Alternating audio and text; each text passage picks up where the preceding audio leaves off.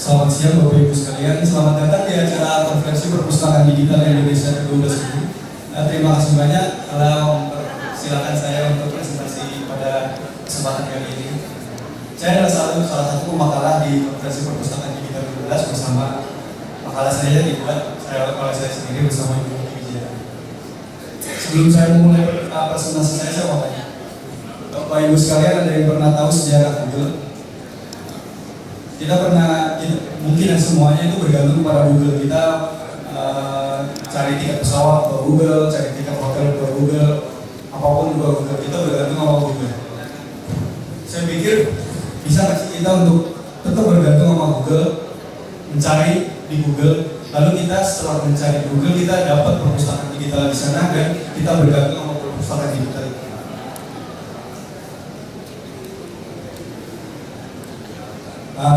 Ini judul presentasi saya, probabilitas perpustakaan digital studi kasus D3 perpustakaan anggota jaringan perpustakaan aktif. Presentasi saya akan dibagi seperti seperti makalah saya yang dimulai dari pendahuluan, tinjauan literatur, lalu dari penelitian saya akan jelaskan pembahasan dan penutup. Perpustakaan digital. Menurut Bapak dan Ibu sekalian, perpustakaan digital pandangan Bapak seperti apa sih? Saya pernah waktu setahun yang lalu PKL di Sekretariat Wakil Presiden.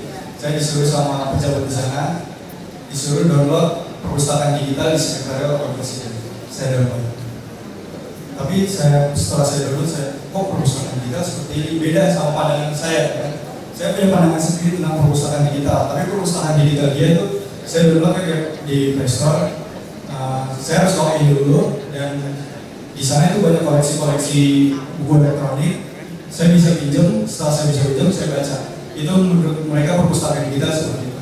Saya juga pernah ke salah satu daerah, ada perpustakaan, dibilangnya itu perpustakaan digital. Itu seperti bangunan besar, 2 lantai, 3 lantai. Di dalamnya banyak komputer. Di komputer itu isinya ada artikel jurnal yang mereka langgan, lalu ada konten-konten yang mereka ciptakan. Itu mereka bilang perpustakaan digital. Saya pikir, apa saya salah mengenai pandangan saya tentang perpustakaan digital? Apa mereka benar? Saya menganggap bahwa saya benar, mereka juga benar ya. Saya nggak akan memperdebatkan pandangan saya tentang perpustakaan digital dan pandangan orang lain tentang perpustakaan digital. Tapi semua yang tadi saya ceritakan bahwa perpustakaan digital itu dibangun oleh satu buah entitas. Mereka sendiri, mereka dapat koleksi sendiri, mereka kelola koleksi sendiri, mereka memberikan akses kepada pengguna sendiri sebagai satu entitas. Tapi pandangan saya adalah perpustakaan digital tidak boleh berdiri dari satu entitas. Ini adalah perpustakaan yang dianggap perpustakaan digital. Ini, lalu ini juga ada perpustakaan digital. Ini yang merupakan perpustakaan digital dan ini perpustakaan digital. Bagi saya perpustakaan digital tidak boleh berdiri dari satu entitas. Mereka harus berdiri dari beberapa perpustakaan yang lain. Perpustakaan digital ini bisa terwujud apabila ada keinginan dari perpustakaan ini semua untuk menghimpun koleksi mereka di yang kita sebut portal di sini. Jadi portal yang ada di tengah sini itu berisi koleksi-koleksi dari beberapa yang dianggap perpustakaan digital ini. Jadi semuanya dikumpul di tengah sini. Kalau dikumpulin itu kan pengguna jadi lebih bisa mengakses daripada mengakses di sini dulu, ya kan saya lebih baik semua dihimpun di sini. Saya punya cerita dulu sebelum tahun 2009 ya. Kalau saya beli handphone itu, saya pertama beli pasti tablet handphone. Ya, mungkin Bapak Ibu sekalian juga seperti itu ya. Sebelum beli handphone, beli tablet handphone. Buka bagian tengahnya, semua itu udah terhimpun. Ada handphone yang tipe apa, kita bisa milih di situ semuanya. Kita nggak harus lagi datang ke counter handphone terus buka katalognya, kita tanya harganya, nggak gitu kan. Kita langsung beli tablet itu. Saya juga dulu pernah beli handphone cepet banget. Saya beli tablet handphone dulu, saya cek harga, saya datang ke toko langsung beli, langsung pulang. Saya jadi nggak kena tipu. Kalau di daerah dagang, ibu saya juga dagang yang ada namanya barang tantau. Barang tantau itu kalau kita beli, si penjual bilang nanti saya ambil ini di bidang. Padahal itu dia beli di toko lain. Contoh handphone harga 2 juta. Dia bilang nggak ada di toko itu. Dia pergi ke toko lain. Dia beli di toko lain 2.100.000. Nanti nanti kalau laku saya bayar 2.100.000. Dia boleh ke tokonya sendiri, lalu dia bilang ini harganya 2.200.000, 100.000 buat dia, 2.100.000 toko sebelah. Itu ditipu. Gara-gara apa? Gara-gara orang nggak tahu harganya di mana. Nah, untuk kalau apa namanya, informasi terhimpun banyak dan orang-orang bisa tahu informasi tersebut, orang jadi nggak akan mudah ditipu ya. Nah, itulah gunanya perpustakaan digital yang menghimpun koleksi di sini. Nah, untuk bisa menghimpun koleksi di sini butuh yang namanya interoperabilitas. Interoperabilitas itu mau per satu adalah perpustakaan semua ini. Mungkin perpustakaan ini punya kekurangan koleksinya, yang ini banyak. Ya kalau orang cuma bergantung kepada yang sebelah sini, cuma tahu yang sebelah sini, nggak akan bisa ke sini. Orang tahunya benarnya sebelah sini, tapi nggak tahu benarnya sebelah lain gimana. Nah, jadinya itu butuhnya perpustakaan digital dan interoperabilitas. Nah, ADL, Active Digital Library, yang sebagai perpustakaan digital. Mereka menghimpun 19 universitas yang ada di anggota jaringan perpustakaan aktif. Berisi dengan koleksi-koleksi yang digital terhimpun di namanya Active Digital Library. Nah, ada koleksi terhimpun, ada perpustakaan-perpustakaan berjaring. Nah, pasti mungkin ada interoperabilitas ya kan. Penelitian makalah yang saya bicarakan ini akan menggambarkan interoperabilitas antara tiga perpustakaan jaringan perpustakaan aktif dengan ADL-nya dan bagaimana hambatan-hambatannya. Nah, kita mulai dari tiga jalur literatur. Perpustakaan digital adalah lingkungan sistem jaringan tergabung karena beberapa lembaga informasi memiliki koleksi khusus yang dapat menyediakan koleksi kepada pengguna. Maka dari itu, perpustakaan tidak dibilang kepada satu buah entitas. Itu menurut nampak dulu, tapi pakai definisi cukup enggak? Ada definisi lain yang sama definisinya. Perpustakaan digital menjadi penyambung, pengikat dan pengintegrasi lembaga informasi. Di sini lembaga informasi yang cuma satu, tapi harus banyak. Sehingga menjadi tempat di mana resource dipilih, dikumpulkan, dikelola, dilestarikan, diakses untuk komunitas penggunanya. Apakah dua tinjauan literatur cukup? Enggak. Saya tuh suka yang namanya banyak tinjauan literatur. Saya kumpulin lalu saya olah. Itu sama kayak masak nasi goreng gitu. Saya kumpulin semuanya, saya olah, saya masak. Tidak cuma ditaruh aja bolongin itu saya goreng. Lalu ada perpustakaan digital itu menurut Bokman itu adalah gabungan seperangkat sumber daya elektronis dan gabungan kemampuan teknis. Kalau Bokman ini, kalau tadi dua itu ngomongin tentang integrasi, Bokman ngomongin tentang teknologi.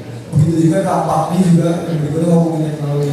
Dan yang satunya lagi Waters juga ngomongin teknologi, sumber daya. Jadi perpustakaan digital ini adalah perpustakaan yang mengintegrasikan koleksinya dengan didukung oleh sumber daya yang berkompeten, yang saya bilangnya berkompetensi dalam bidang ilmu perpustakaan dan didukung oleh teknologi yang mungkin. Tiga kunci perpustakaan digital. Ada yang mengatakan bahwa tiga kunci perpustakaan digital ada integrasi, keterkaitan, dan kerjasama. Ini menurut lagi ya. Kalau nggak ada integrasi, menurut dia perpustakaan digital nggak ada. Kalau nggak ada keterkaitan, perpustakaan digital nggak ada, dan kerjasama. Kalau nggak ada juga bilang perpustakaan digital. Menurut dia ini kuncinya. Saya nggak bilang dia salah, dia benar. Tapi kalau ada kuncinya tapi nggak ada lubang kuncinya, nggak akan cukup. Perpustakaan ini harus membutuhkan yang namanya interoperabilitas. Interoperabilitas dianggap sebagai kemampuan perpustakaan untuk melakukan kerjasama dan berkoordinasi dengan perpustakaan lain untuk mencapai tujuan. Melihat bahwa perpustakaan bukan entitas sendiri, perpustakaan interoperabilitas merupakan perhatian utama dalam membangun perpustakaan digital.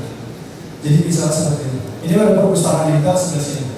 Dan ini pasti ada aturan, ada standar yang beda. Dan ini punya aturan dan standar yang beda. Bagaimana ini berdua bisa terintegrasi dengan ini pasti membutuhkan namanya interoperabilitas. Interoperabilitas membuat sistem yang berbeda dapat dipersatukan. Tapi kalau sistem yang sama, ini punya sistem yang ini, dan ini juga punya sistem yang sama, itu lebih mudah sebenarnya interoperabilitas. Tapi kalau yang sama yang berbeda, interoperabilitas makin kelihatan jelas. Lalu ada kerangka interoperabilitas. Kerangka ini bisa diimplementasikan di bidang kesehatan, bisa di bidang pemerintahan dan ilmu perpustakaan. Kalau di bidang ilmu perpustakaan ada yang namanya kerangka interoperabilitas di tahun para juga ada 7, ada bagian teknis, interoperability, teknik semantik, politikal, interkomuniti, legal, dan internasional. Ini berhubungan dengan teknis di SEMA.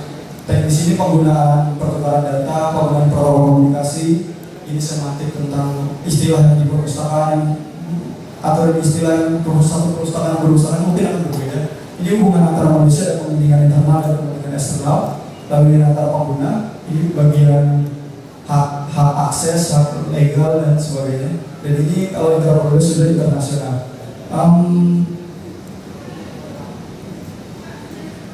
Penelitian saya ini dilakukan di 3 perpustakaan ini ya, JPA. Sebenarnya ada 19 perpustakaan, tapi karena keterbatasan waktu cuma hanya 3. JPA ini punya, ini gambar JPA-nya. Dari 3 perpustakaan ini semua beda-beda aturan, standar, sistemnya juga beda. Saya observasinya di sini, wawancara serius-serius kepada beberapa stakeholder. Mereka punya aturan, ada yang berbeda, ada yang sama. Standar yang dipakai juga ada yang berbeda, ada yang sama. Nah, kami melihatnya dalam 5 aspek interoperabilitas. Yang pertama, teknik interoperability. Di bagian teknik ini, pertama prosedur, metadata juga keadaan full text ke repository lokal. Dulu mereka mengirim semua konten lokal, konten full text itu ke ADL, tapi karena ADL-nya juga bebannya makin berat dan ada namanya trend repository, mereka mengirim semua konten lokal ke repository dan yang metadatanya ke ADL. Jadi di ADL hanya ada metadata dan akses lokal ke repository lokal ini. Untuk perangkat lunak, mereka punya perangkat lunak yang berbeda-beda antara satu perpustakaan dan perpustakaan lain. Tapi perangkat lunak yang berbeda-beda ini tidak mempengaruhi pengiriman mereka ke ADL karena mereka nggak punya protokol komunikasi. Mereka melakukan pengiriman secara manual. Nggak ada alat seperti Z3950 atau OAI. Mereka nggak punya, jadi masih membebankan kepada manusia, bukan kepada mesin. Kalau ada pengonggahan, mereka melakukan penggunaan ini bergantung kepada mapping. Mapping itu ya karena manusia terhadap sistem, bukan sistem terhadap sistem. Manusia harus melakukan mapping. Mapping ini kayak agar sistem itu lebih paham kepada apa yang mereka kirim. Lalu ada staff juga karena yang bergantung manusia, dan kalau jaringan agak bagus, mereka juga akan kesulitan untuk mengembangkan. Lalu ada semantik. Ini bagian semantik ini semua sama. 3 perpustakaan itu menggunakan AACR. Lalu penempatannya dan berikut AACR ini juga nggak terlalu AACR banget. Zaman sekarang pasti udah termodifikasi. Yang paling gampang nama orang aja. Nama orang semuanya dibalik, padahal di aturan AACR nggak semuanya dibalik. Adi Purnomo sebenarnya. Nama Adi itu nggak boleh dibalik, Budi itu nggak boleh dibalik. Ada aturan. Lalu semua penempatannya kalau 3 perpustakaan itu di Debitor sama, jadi nggak terlalu berbeda. Penggunaan istilah. Dalam penggunaan istilah di metadatanya, mereka menggunakan LCS, Library Context Subject Headings, dan ini juga termodifikasi, nggak mutlak sama karena ya LCS buatan Amerika, dan ya ini yang semua ini tuh yang diperkenalkan di pertemuan JPA. Nanti saya jelaskan pertemuannya apa. Dan menggunakan keyword. Selain LCS dengan keyword. Untuk political lingkungan ada kesepakatan di investasi. Lingkungan kerja mereka berbeda-beda. Jadi itu juga berimplikasi kepada pekerjaan mereka ke ADL. Ada yang sangat rajin untuk mengirim ke ADL, ada yang enggak, karena ini masih bergantung kepada manusia, bukan mesin langsung ngambil karena ROI ini enggak. Ini manusia, jadi lingkungan di dalamnya itu mempengaruhi juga. Lalu bekerja sama dengan yang di mereka ini ada pertemuan rutin, jadi kesepakatan yang mereka jalin ini dari 19 itu harus melalui ada pertemuan rutin ini. Semua kesepakatan harus berjalan sesuai ini. Jadi ADL itu semua harus dibicarakan di pertemuan ini. Lalu terdapat hambatan dari institusi. Meskipun ada pertemuan rutin ini, tapi kalau institusi induknya seperti fakultas atau universitas tidak berterima, ya mereka akan lebih mengikuti kepada institusi ini. Lalu intercommunity, fasilitas antar pengguna, mereka tidak ada fasilitas untuk mengumpulkan antar penggunanya. Ada fasilitas akses word, jadi ADL membuat ada salah satu expert yang bisa ditanya-tanya di dalamnya. Lalu ada konsolidasi resource, mereka nggak ada pengelompokan, jadi di sini nggak ada indeks. Kalau kita bisa melihat agregator kayak Emerald atau kayak Epsilon dan segala macam, mereka ada arts, ada bisnis, jadi semua di pengindeksnya dikelompokin di ADM ini nggak ada. Legal, bagian legal ini mereka terdapat pembatasan, jadi nggak semua publikasi itu yang mereka punya di 3 perpustakaan JPK ini harus dikirim ke daerah, enggak. Ada pembatasannya, kalau fakultas nggak mau itu dipublikasi, nggak akan dipublikasi, universitas nggak mau dipublikasi, nggak mau dipublikasi. Hak akses juga ada pembatasan, ini nggak terlalu open access. Kalau open access padahal kan enak, semua orang bisa efektif dan efisien. Tapi kalau open access kan ada kekhawatiran untuk disalahgunakan. Lalu ada hak cipta ini yang nggak bisa ini hak cipta lebih pengarang. Kalau ini ada hubungan antara si penjahat sama pengarang.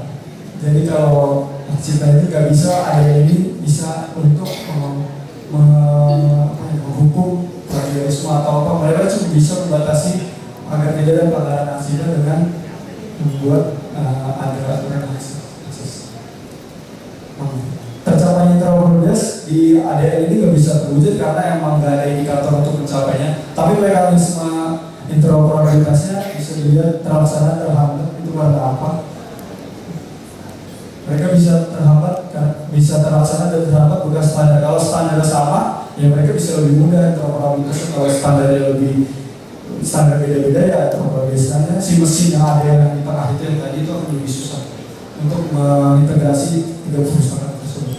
Lalu ada kesepakatan, kalau kesepakatan antar manusia ini nggak bagus ya perpustakaan digital adil itu nggak akan bisa jadi terhimpun semua koleksi. Lalu ada konten. Nah, kalau konten ini ya kalau nggak ada konten yang dikirim ya perpustakaan digital ya nggak akan jalan. Lalu ada teknologi juga harus teknologi yang menjadikan. Kalau standar beda-beda, tadi teknologi yang ada ini juga harus lebih bagus. Karena kalau ada standar yang satu bagus, satu sistem yang jelek ya teknologi yang di ADL harus bisa lebih bagus. Lalu ada manusia nanti saya jelasin yang berikutnya. Entitas penting adalah perpustakaan digital. Ini penutupnya, jadi perpustakaan digital bisa berdiri karena adanya konten. Konten ini kalau di perpustakaan digital ada konten, ya semua orang bisa menggunakan, nggak bisa memanfaatkannya. Ya. Jadi perlu adanya konten. Nah, konten ini harus didukung oleh teknologi. Teknologi harus canggih, harus bisa menghimpun semua konten-konten yang dimiliki oleh perpustakaan. Tapi kalau meskipun kontennya bagus, kontennya banyak, kontennya bisa digunakan oleh pengguna, teknologi juga seperti itu, tapi nggak ada kemauan dari manusia untuk bisa bersepakat membuat perpustakaan digital terhimpun, koleksi-koleksi terhimpun. Ya perpustakaan digital nggak ada. Semua pokoknya bergantung sebenarnya kepada manusia itu. Google diciptakan oleh perpustakaan digital. Google itu saya diciptakan oleh Sergey Brin dan yang dibuat mereka menyelesaikan proyek di proyek perpustakaan digital Stanford Digital Library Project. Apakah apa yang saya omongin benar? Ya saya juga harus perlu banyak ini kan informasi tentang hal tersebut. Nah saya selalu senang kalau bisa dapat informasi-informasi banyak seperti yang saya tadi lihat di kejauhan terus. Saya suka yang kejauhan terbanyak saya olah. Saya nggak tahu apakah Google itu benar-benar diciptakan di proyek perpustakaan kita atau enggak. Cuman ada orang yang bilang, apa itu Google kok diciptakan di sebuah garasi mobil kan? Saya menganggap informasi yang saya ambil benar dan orang lain juga benar. Lalu gimana saya punya info saya benar, orang lain benar. Tapi menurut saya Bapak Ibu sekalian, habis mas. Sebentar, statement lagi. Ini ada benar, ini ada benar. Menurut saya kalau ada benar di tangannya adalah kebenaran. Begitu juga manusia. Ini ada manusia. Manusia bisa melepaskan egonya, manusia bisa melepaskan egonya. Setelah mereka melepaskan ego, akhirnya mereka bisa bekerja sama, mereka bisa saling membantu, saling tolong menolong, saling percaya. Manusia di tengahnya adalah kemanusiaan. Waktunya habis. Benar, kebenaran. Manusia. manusia kemanusiaan, perpustakaan itu. Saya bersilakan. Kalau untuk Mas Yogi.